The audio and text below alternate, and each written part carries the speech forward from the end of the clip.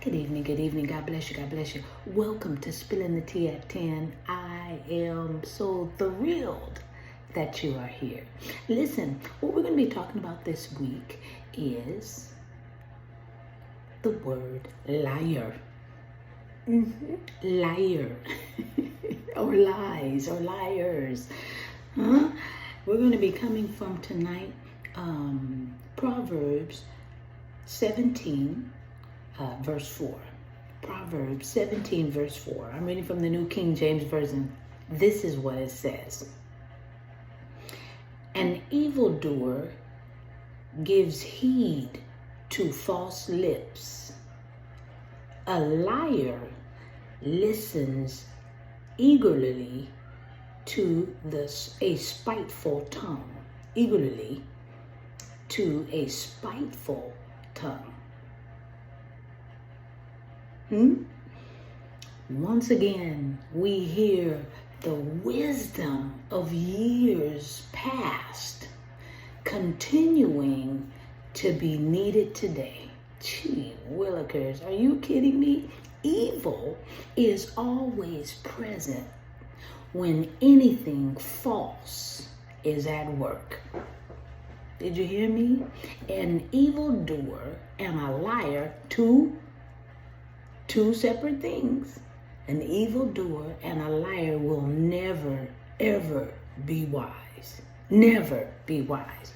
One who is righteous, y'all, will listen intently to the instructions of their teacher. However, the wicked will always listen with intent to anything that will ruin good. Man, oh man, we constantly have to check our motives, to see what side do we always lean to. That's some good stuff. I'm telling you. Listen, the quote of tonight is, if a man is a liar, it is useless to tell him. Why? He knew it all the time.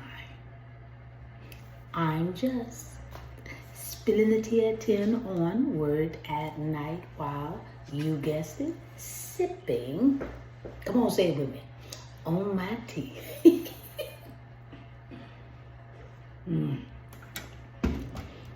Yes. I needed that. All right, come on, let's pray. Gracious Father, we thank you once again, dear Heavenly Father, for the wisdom, the timing, dear Heavenly Father, that you wrote this. Because even back then, the same stuff that's going on now happened back then. And we got to jump on it. So, Father, we thank you that you instruct us and lead us where we can get wisdom to help us through today.